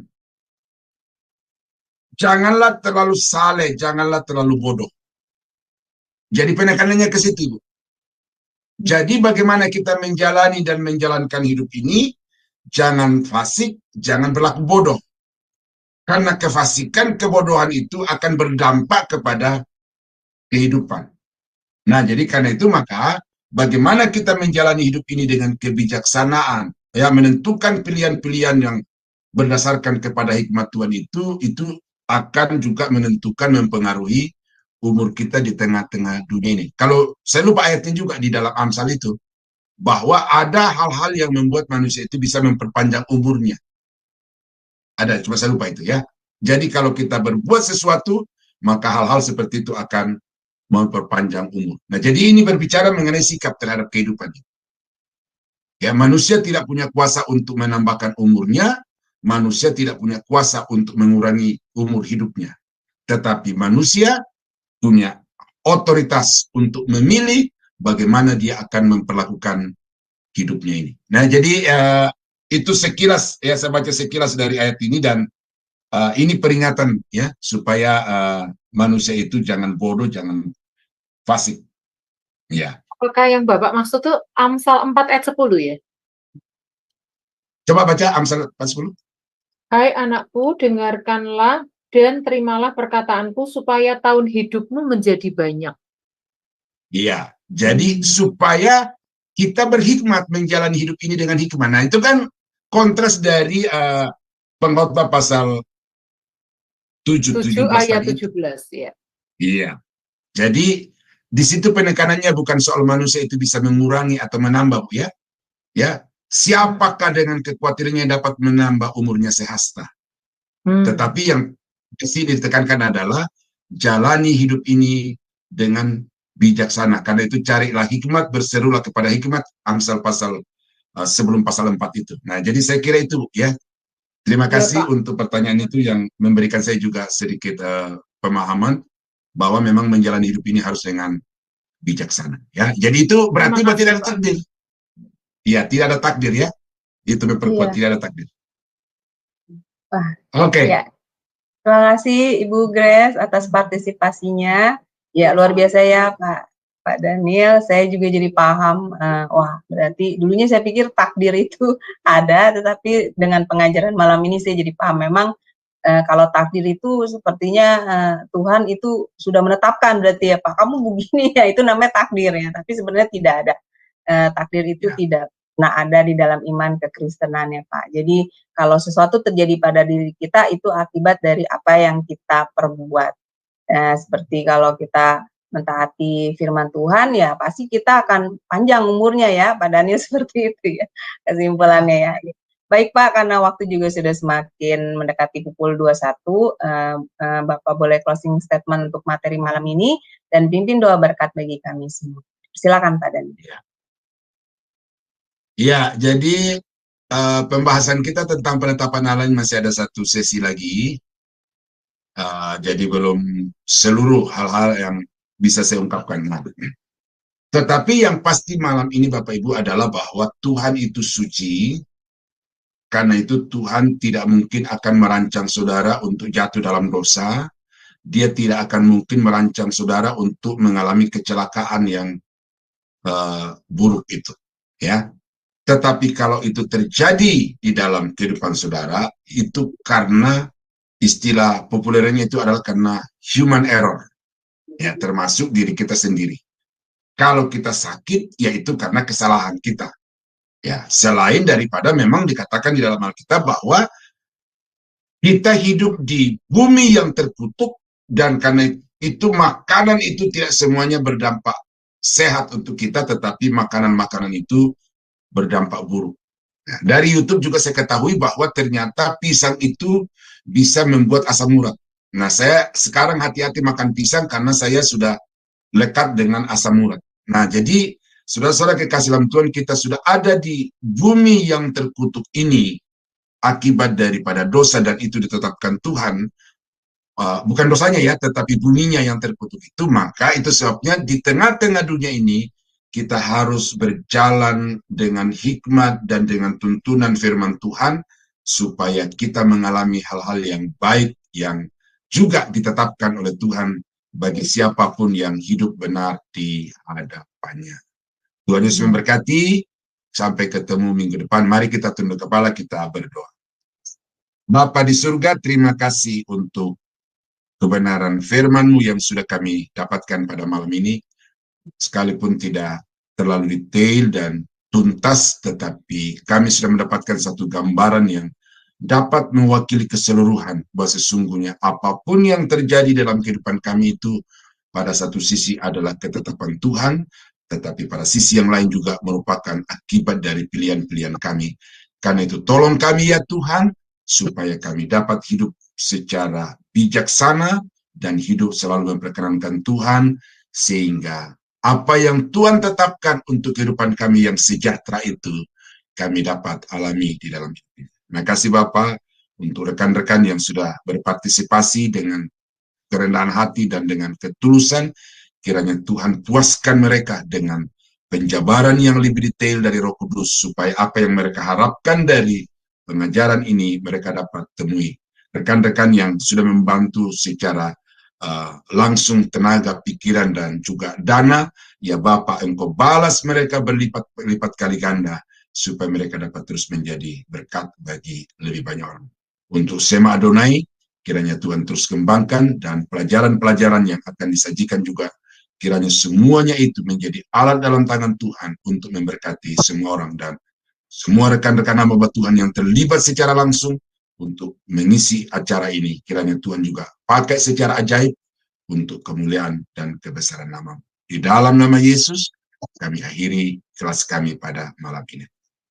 Saudara-saudara sidang jemaat yang dikasihi Tuhan, kiranya anugerah dari Allah Bapa di dalam surga, damai sejahtera dari Tuhan kita Yesus Kristus, serta persekutuan kuat kuasa Roh Kudus, kiranya menyertai kita sekalian dari sekarang sampai selama-lamanya.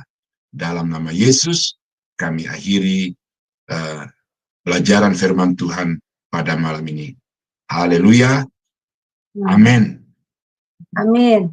Baik, terima kasih Pak Daniel untuk pelayanan yang luar biasa bagi kami. Semoga Pak Daniel selalu diberi kesehatan dan pelayanannya diberkati Tuhan lebih dan lebih lagi menjadi berkat bagi banyak orang. Amin. Baik Bapak Ibu, setelah kelas ini masih ada kelas lanjutan, kelas terakhir ya di SMA Adonai, yaitu kelas sejarah penebusan. Jadi tetap stay di pukul 21.00 waktu Indonesia Barat. Baik Bapak Ibu, kelas ini akan tetap ada di minggu depan di hari Jumat, juga di pukul yang sama, pukul 19.00 waktu Indonesia Barat, dan kita akan melanjutkan tema malam ini tentang ketetapan Allah di minggu depan. Jadi tetap stay ya bersama kami di minggu depan Bapak Ibu sekalian. Baik, terima kasih Bapak Ibu atas kebersamaannya. Tuhan berkati. Shalom, shalom, shalom.